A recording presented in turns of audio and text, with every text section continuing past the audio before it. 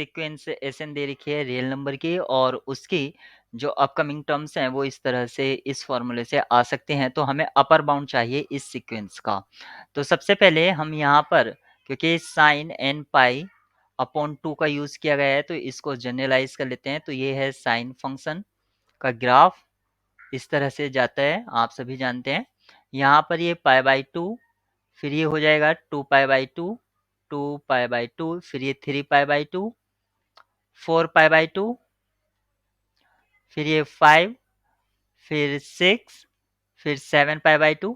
इस तरह से हम यहाँ पर कह सकते हैं कि इवन मल्टीपल जब होगा साइन एन पाई का वैल्यू, इवन मल्टीपल पर एन पाई बाई 2 का वैल्यू आपका क्या हो जाएगा साइन पर 0।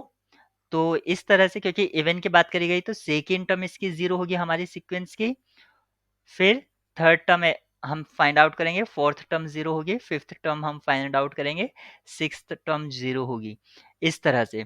और यहाँ पर अगर हम देखते हैं ऑड पर यानी कि 1, 3, 5, इस पर अगर हम साइन एन पाई बाई 2 का वैल्यू देखते हैं, साइन एन पाई अपॉन 2 इसका वैल्यू देखते हैं तो कभी 1 आती है कभी -1 आती है।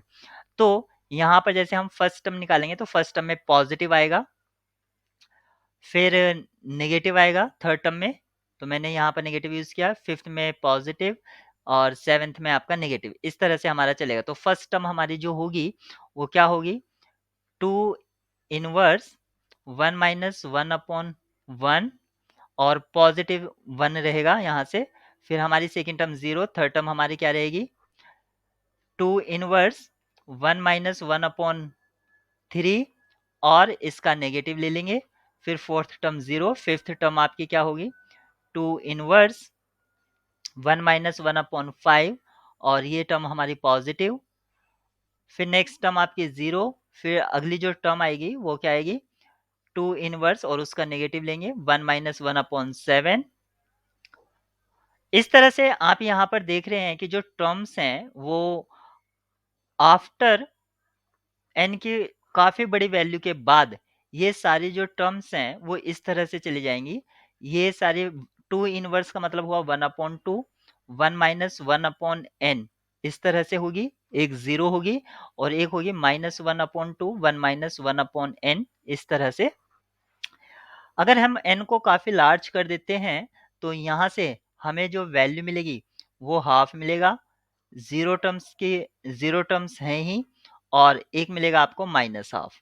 हमसे पूछा गया था अपर बाउंड। अपर बाउंड ऐसा नंबर होता है जिससे सीक्वेंस की सारी टर्म्स छोटी हो जाएं। तो 1/2 हमें ऐसा नंबर मिलेगा जिससे सीक्वेंस की सारी टर्म्स 0 हो जाएंगी और वो लीस्ट भी होगा। तो 1/2 आपका इस प्रॉब्लम का आंसर होगा। 1/2 का मतलब हुआ 0.5।